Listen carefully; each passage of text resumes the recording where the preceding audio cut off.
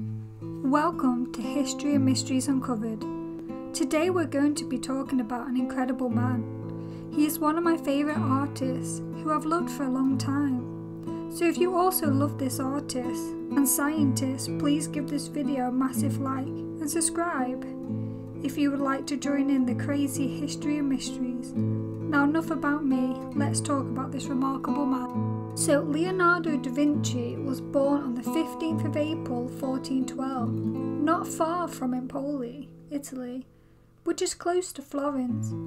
From a young age, Leonardo showed signs of intellectual ability, including artistic talents.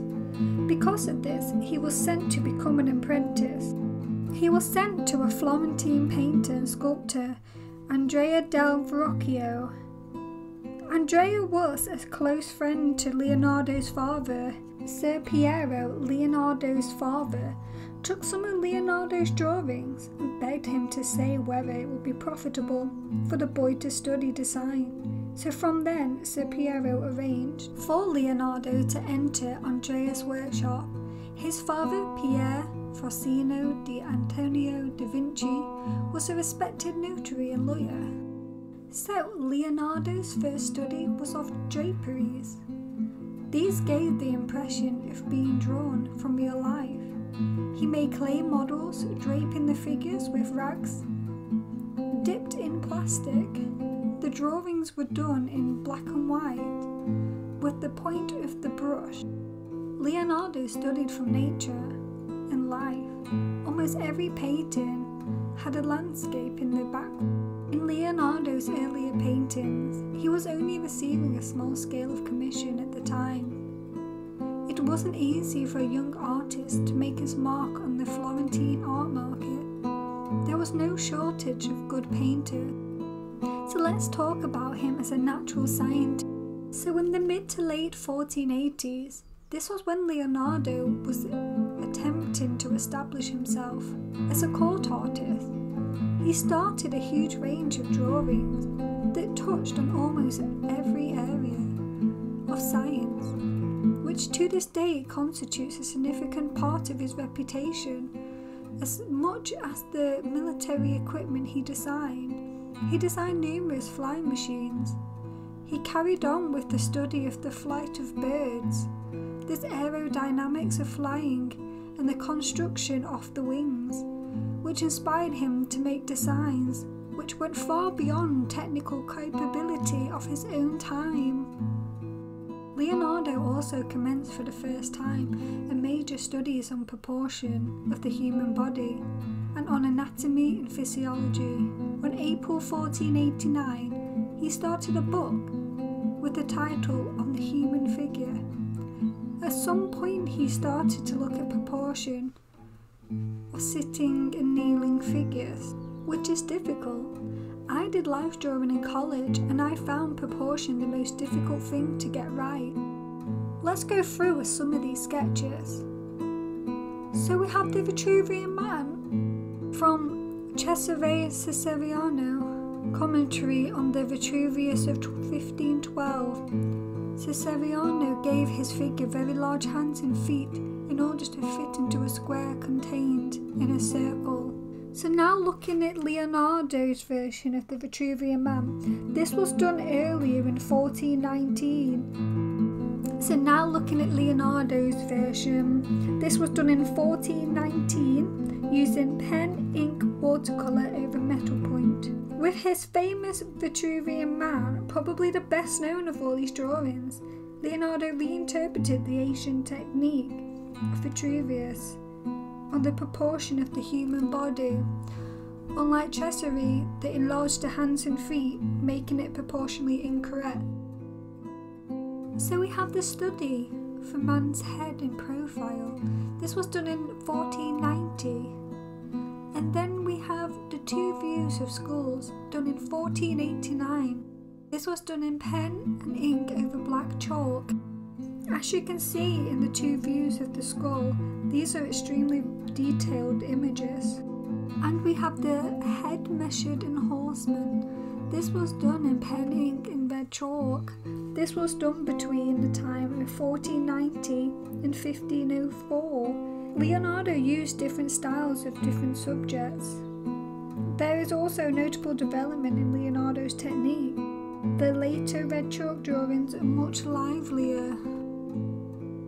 Another one of Leonardo's amazing anatomy drawings, the fetus in the womb. This was done between 1510 and 1512. This was done with pen and ink, with wash over black chalk and red chalk.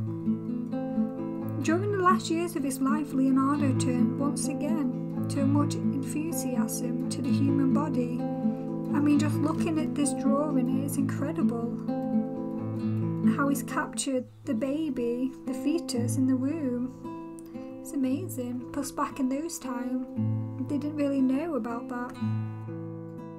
So we have the neck and shoulder of a man. This was done between 1509/10. This was done with pen and ink. Again, this is another incredible illustration by Leonardo. Just the way he's captured the muscles, the neck, and the head. So Leonardo created incredible detailed, simple sketches. By the mid-15th century, the detail of knowledge of human proportions became a matter of importance for many artists.